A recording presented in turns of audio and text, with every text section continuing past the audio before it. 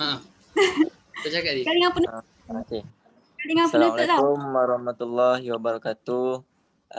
Kita orang daripada kelas 4B kan? Semua daripada kelas 4B kan? Seorang Pak C. Oh, ada Pak 4C. Seorang 4C. Saja nak test, nak tengok line okey ke tak. So seorang daripada 4C.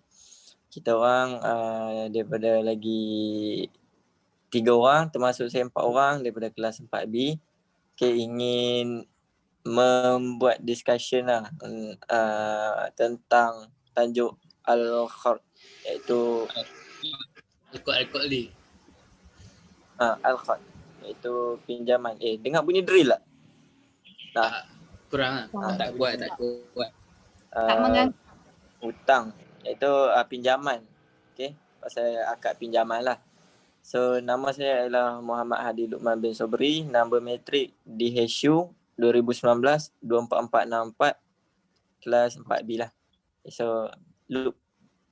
Okay, Assalamualaikum warahmatullahi wabarakatuh. Nama saya Luqman Hakim bin Muhammad. Saya dari kelas D PHU 4B. Nombor matrik DHU 2019-24409.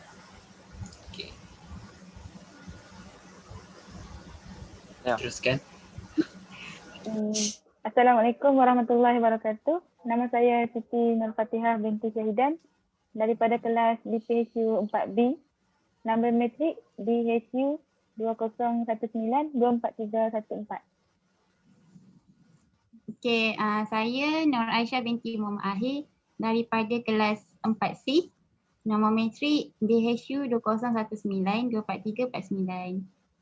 Okey, seterusnya Aiman. Assalamualaikum warahmatullahi wabarakatuh.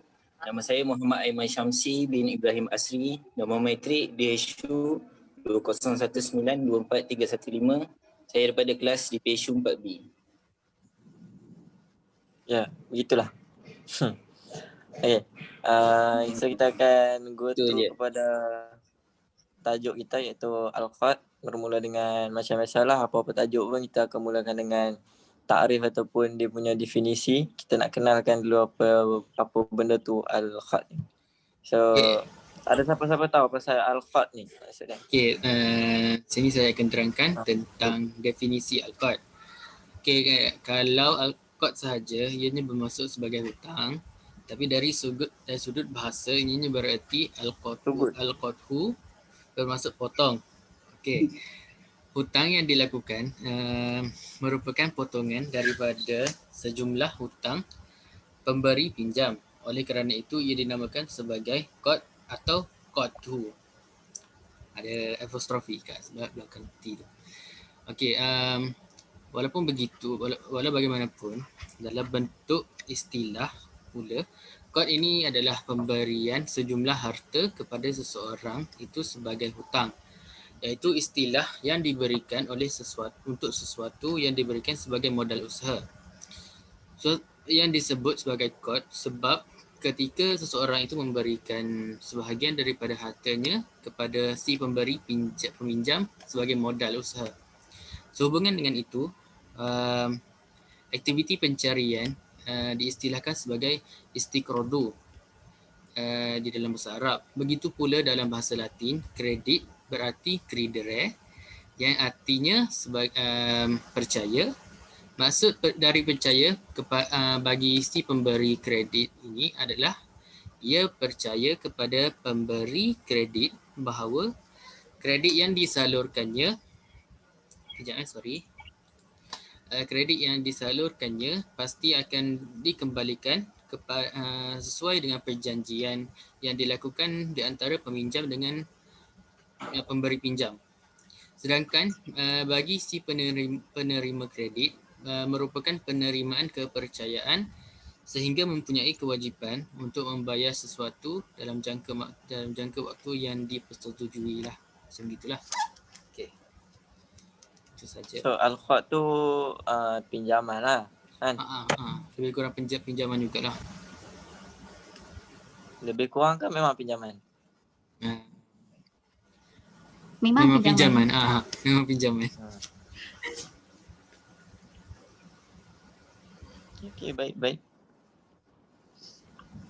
Okey, seterusnya. Seterusnya tentang apa seterusnya?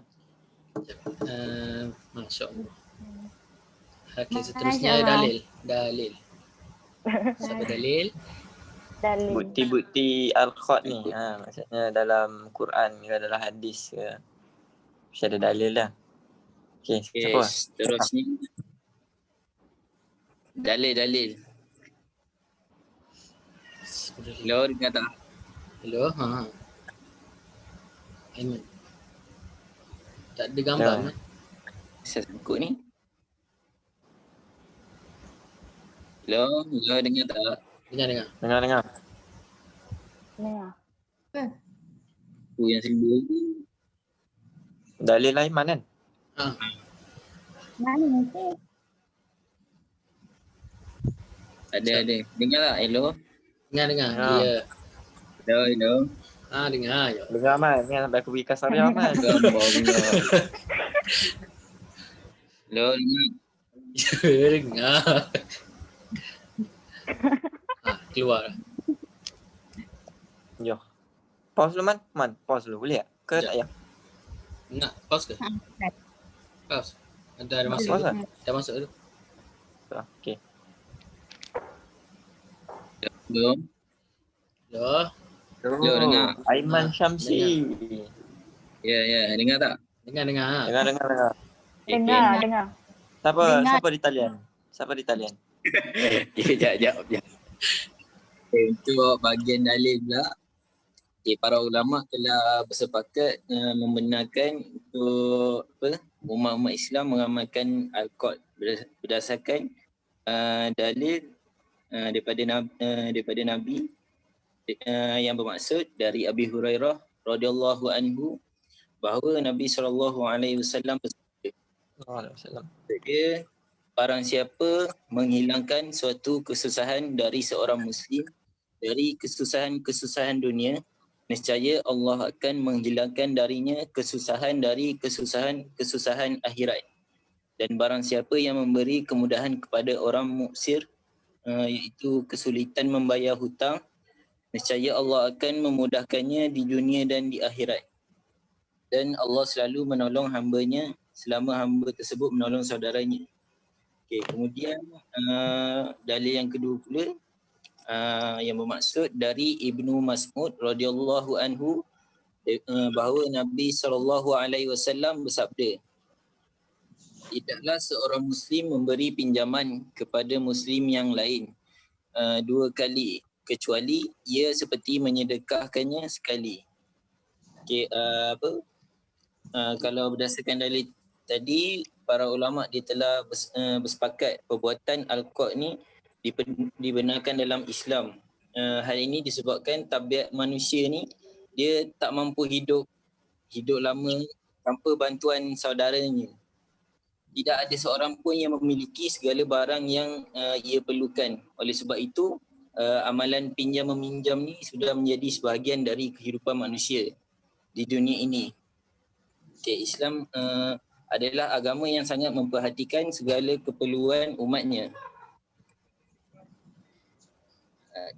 Okey, yang berdasarkan keterangan tersebut digunakan dalam ajaran Islam. Hello, dengar tak? Dengar, tadi tak clear. Dengar. Saya tak clear tadi. Ulang balik tadi. Yang mana? Yang lepas kau stop tadi. Sambung balik. Stop dia. Okey. Lepas daripada ijma' ke? Okey, berdasarkan dalil dan ijma' semua tu, kat sini jelas bahawa Al-Qur'an ni dibenarkan dalam ajaran agama Islam dan hukum melaksanakannya adalah harus. Allah Subhanahu Wa Taala akan memberi pahala kepada orang yang melaksanakan Al-Qur'an dalam kehidupan seharian. Al-Qur'an merupakan satu perbuatan yang mulia sehingga dapat menolong orang lain dalam kesusahan. Orang yang membantu sesamanya yang dalam kesusahan, nescaya Allah SWT akan membantu dia di akhirat kelak. Okey, itu sahaja daripada saya. Seterusnya Okey. Hukum. Tak ada ni. Hukum seterusnya. Okey, seterusnya saya akan menerangkan pada bahagian hukum al-qad dengan jenis barang yang sah jika diberi hutang atau dikenali juga sebagai pinjaman. Dalam bab hukum al-qad ni, pelbagai ulama berbeza pandangan atau ianya dipanggil berbeza pendapat lah mengikut mazhab mereka masing-masing berkaitan dengan hukum ni. Apa yang boleh dan apa yang tak boleh ataupun sama sekali dilarang dalam sesuatu hukum mazhab tersebut. Okey, pertama sekali saya akan jelaskan hukum al-qad ni menurut ulama mazhab Hanafi, di mana beliau mengatakan hukum al-qad ni sah jika diberi hutang atau pinjaman, namun hanya dibenarkan dengan barang misli sahaja, iaitu barang misli ni adalah barang yang mempunyai unit yang serupa di pasaran.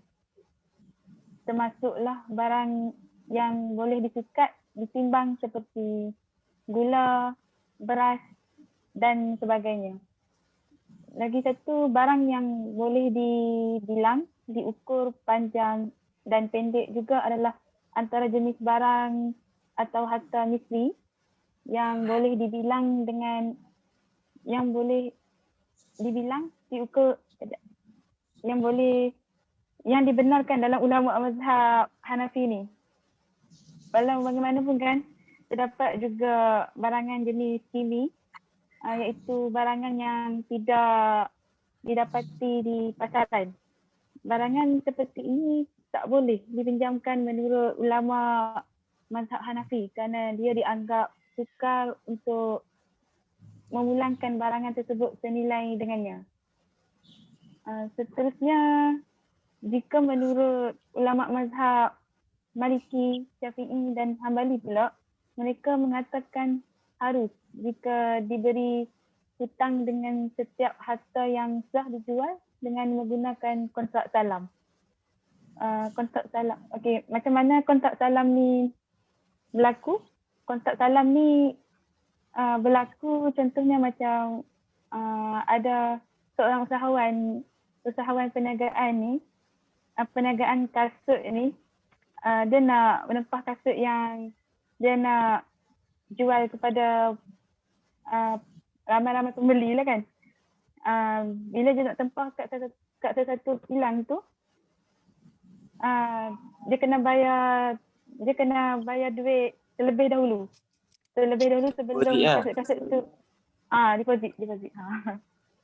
Lepas tu dalam masa kaset tu nak disiapkan, tu adalah dikira so dekat sini pengusaha tu kilang ni lah yang dianggap sebagai hutang dengan usahawan tersebut selagi mana kaset ditempah tu belum siap. Bila dah siap, kira dah ni lah, settle lah kan. Dah selesai. Okay. Dah selesai.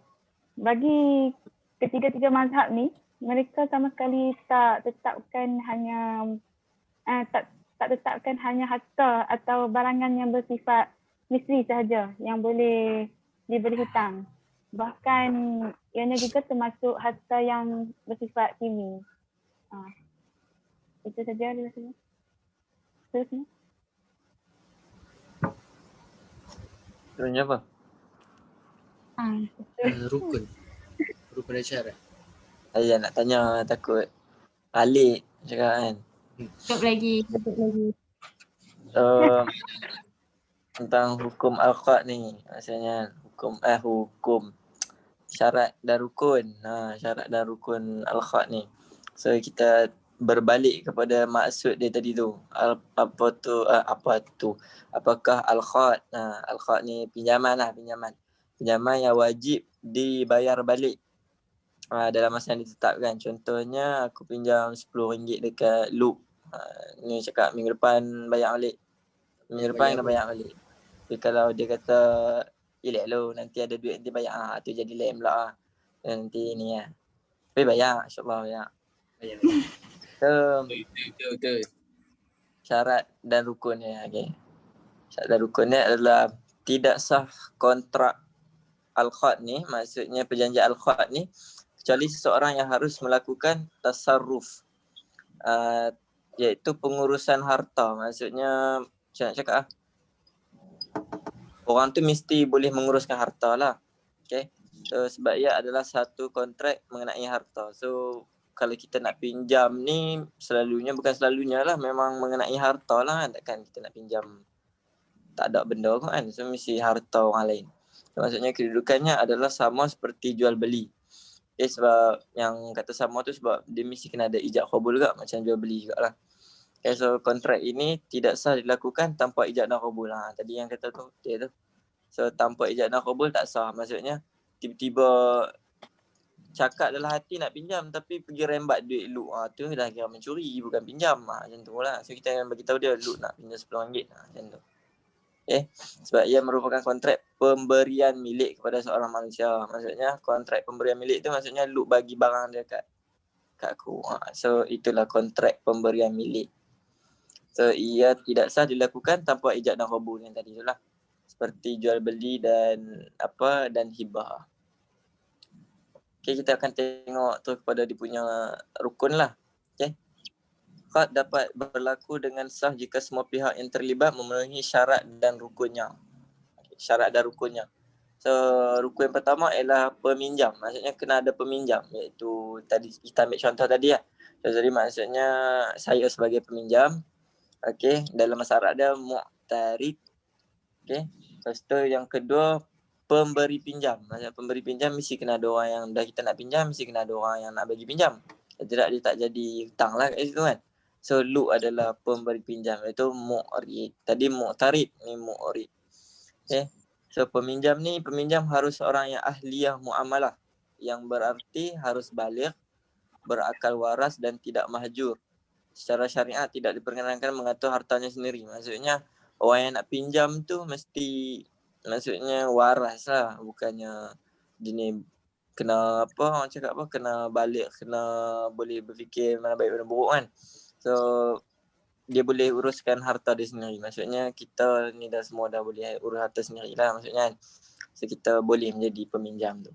So pemberi pinjam ni syarat dia ke ada yang tak balik lagi? Ada tak balik lagi? Tak balik gila lah. je. Tak gila. Alhamdulillah balik dah. Saya belum. 21, 20 dah. Okay, pemberi pinjam. Iaitu Lu lah pemberi pinjam. Kita ambil contoh ni bagi senang nampak. Okay, pemberi pinjam haruslah seorang ahliyat at-tabarruk. Maksudnya layak bersosial dengan arti mempunyai kecakapan dalam menggunakan hartanya. Maksudnya cekap menguruskan harta dia. Dia tak boleh lah macam tak betul. Tahu-tahu orang minta RM10 bagi RM1,000 kan. Nayak lah orang yang tu kan. Maksudnya macam tu. Menurut pandangan syariat, dalam al-qad seorang mu'rid meminjam dannya tanpa paksaan dari pihak lain. Maksudnya dia bagi pinjam tu tanpa paksaan, bukannya ugut. Maksudnya Aisyah cakap bagi pinjam, tidak aku bakar rumah hang, takkan macam tu. So dia tanpa paksaan. Okay. Seterusnya dalam perbankan syariah pula, al-qad ni dijalankan sebagai fungsi social bank. Dananya biasanya berasal dari dana zakat lah. Zakat, infak yang orang bagi tu, sedekah yang dihimpun dari sebahagian keuntungan bank. Lepas tu syarat pula rukun yang seterusnya adalah barang hutang, iaitu makhud alaih. Maksudnya barang hutang tu apa? Objek ataupun duit lah kot. Macam tu lah barang hutang. Maksudnya kita hutang apa kat dia? Hutang hari tu kita pinjam dia punya buku contohnya kan. Nanti hutang dia buku lah yang baru kena bagi balik macam tu lah. Kalau duit ikut nilai lah. Kalau nilai RM10 lah kita kena bayar kan.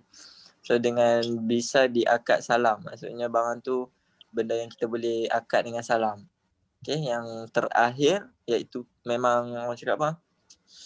Kebanyakan benda memang akhir dia adalah ijab dan qabul lah syarat dia. Iaitu sirah. Itu penawaran dan penerimaan. Maksudnya gitu. So ucapan harus dilakukan dengan jelas dan dapat difahami oleh kedua-dua pihak. Maksudnya kalau saya ijab dan qabul dalam hati je, Lu tak ijab dan qabul tak boleh juga. So maksudnya kena cakap Lu nak pinjam, tu ijab dan qabul lah tu. Tu bila Lut cakap, boleh lah nanti bila-bila ada duit bayar.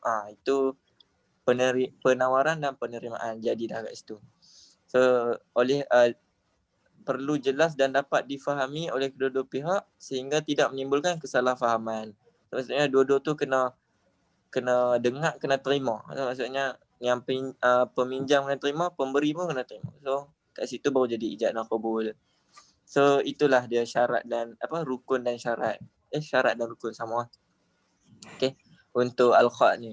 Maksudnya al-khat ni kena ada semua tu, iaitu peminjam, pemberi pinjam, barang yang kita pinjam tu dengan ijab dan qabul lah. Maksudnya 4 tu kena ada baru jadi al-khat ni. Kalau peminjam je, pemberi pinjam tak ada, tu bukan hutang, tu gila orang cakap. So, macam tu lah.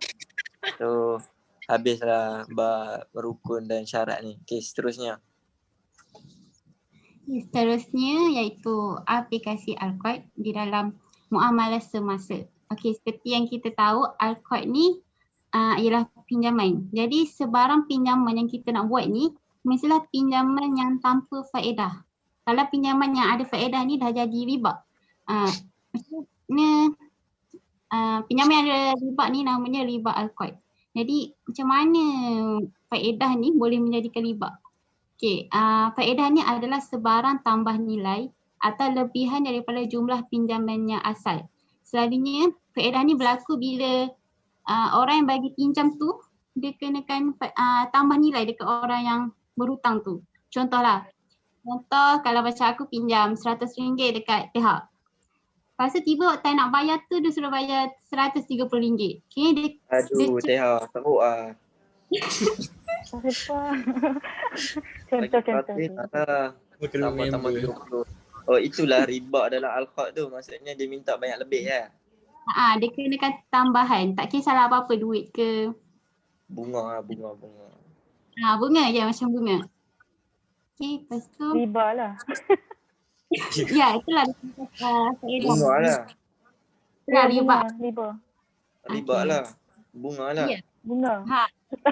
Sama je tiga-dua tu. Kita dah dapat semenek dah kat sini. Kita dah dapat semenek kat sini. Okay. Trik kan? Ya, so? Dia kacau betul lah. Dah lupa dah nak cakap. Sambung. Riba. Boleh.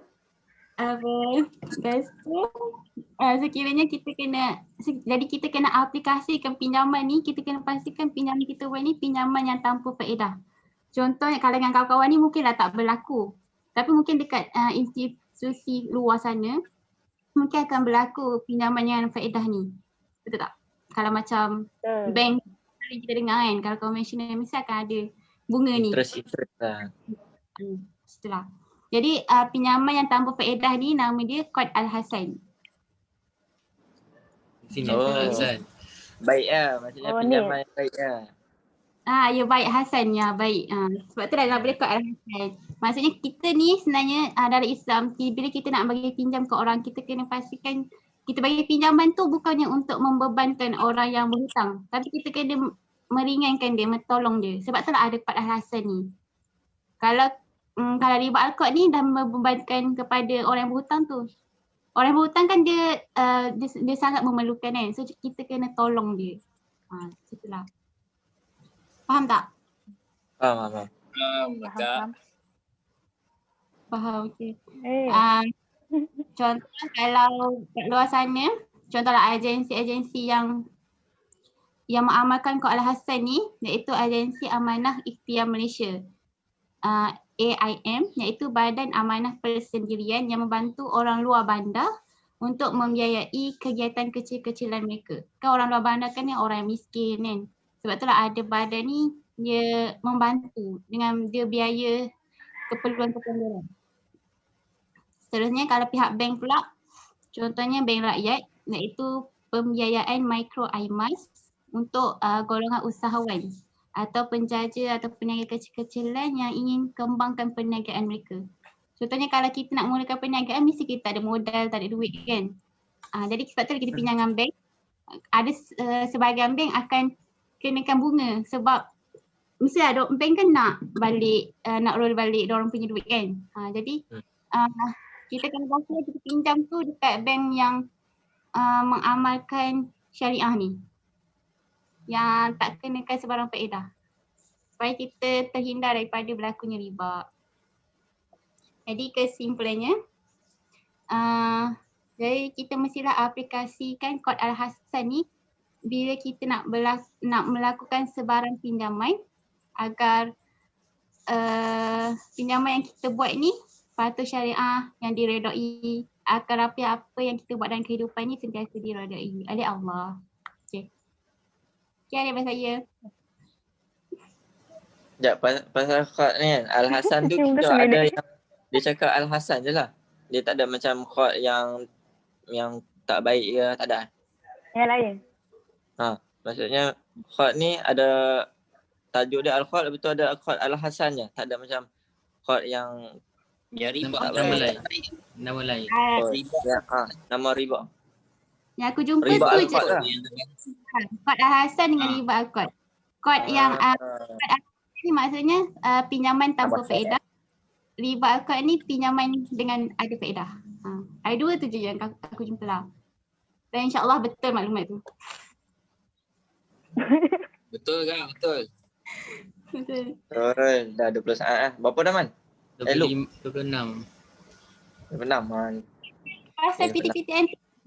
So 26 ni nak aku buatkan kesimpulan ke tak? Maksudnya kita nak cakap sikit lah pasal daripada awal tadi tu apa benda kita sembang ni. Kalau kau So, nak kita buat, boleh buat je lah. Je lah. Benar. Buat je lah. Buat je lah. Sebab mula. Okay, Al-Khot kan. Kesimpulan dia. Al-Khot. Aku ulang balik kan ni. Ulang balik apa yang korang cakap tadi. Tapi maksudnya kita nak bagi lebih compact, lebih padat lah maksudnya. Okay, Al-Khot ni adalah hutang. Al-Khot ni adalah hutang. Okay, Al-Khot ni ada dua. Hutang yang baik. Kita cakap bahasa ni hutang yang baik ataupun hutang yang berunsur riba. So hutang yang baik ni adalah hutang yang tak ada unsur riba lah. Dia vice versa, dia terbalik. Okay, so hutang yang ada berunsur riba ni macam Aisyah cakap tadi, kita hutang RM1 tapi kena bayar RM130. So kat situ RM30 tu adalah riba. Okay, so kalau Al-Hasan ni maksudnya kalau kita cakap Luke nak pinjam RM50, itu nanti dia pun minta RM50. Tak ada lah dia minta 55 seminggu dah ni, takkan tak ada lebih kot macam tu kan. So dia still minta 50 juga. Tapi Luke kan macam tu lah. Luke baik walaupun dia orang Malaysia kan, tak apalah. Itu tapi kata pasal rukun tadi, itulah yang cakap tadi pasal rukun. Pasal dalil, Aiman pasal dalil, maksudnya dia dah beritahu dalil contoh kan. Maksudnya bukti yang Al-Khot ni adalah bukanlah macam digalakkan, tapi maksudnya boleh diguna pakai dalam masyarakat ni lah. Maksudnya kalau macam kita tak ada duit, kita boleh minta pinjam kat orang. Tak payahlah nak macam antara dua je lah, malu dengan tak malu je lah. Kalau malu tak boleh lah macam tu kan. So maksudnya benda tu bukanlah satu benda yang macam haram ke makruh ke, tak ada. Tapi kalau memang kita niat kita nak pinjam ke dia tu, memang kita tak nak bayar, tu mungkin lain lah kan. Maksudnya ada hukum lain lah, sebab kita dah niat pinjam tapi kita dah niat tak nak bayar juga. Okay, itu adalah dalil. So rukun tadi macam aku cakap, ada peminjam, ada orang yang nak bagi pinjam, ada barang yang kita pinjam, atau lepas tu ijab dan qabul. Okay, so kena ada empat-empat tu barulah jadi khot. Tapi tu pun kita tak tahu lagi khot tu khot Al-Hasan ataupun riba Al-Khot. So riba Al-Khot dan khot Al-Hasan tu kita dapat tahu apabila nanti nak bayar nanti. Kalau awal-awal dia cakap macam Along lah, dia tak cakap apa-apa pun pasal hutang. Pasal bunga. Lepas tu tahu-tahu sebulan dah kena bayar berkali-kali ganda. Lepas tu dah kena tumpah cap merah. So macam tu lah. So tu riba Al-Khot dan khot Al-Hasan. Itu adalah orang cakap apa, kesimpulan dia. Kita remind balik bagi lebih faham. Itu saja daripada rumusan. Betul tu. Macam mana aku boleh tak dapat perkataan rumusan? Okey, boleh. So, berapa minit Luke? 29. Tanya ni. 29. Tarik sikit. Ni memang nak tanya kan. Okey, 29. kita merenung bagi cukup 30 minit. Aduh. Saya tutup. Maksudnya okey, itu saja daripada kami, daripada grup kami lah pasal Al-Khat. 4 orang daripada 4B dan Aisyah iaitu daripada kelas 4C. So itulah perbincangan kami pada hari ini, pada video ni tentang Al-Khat ni iaitu hutang ni. Okay, so wabillahi taufiq wal hidayah. Assalamualaikum warahmatullahi wabarakatuh. So itu kot. Okay, bye. Okay, Boleh tak? terima kasih. Bye. Assalamualaikum. Waalaikumsalam. Bye.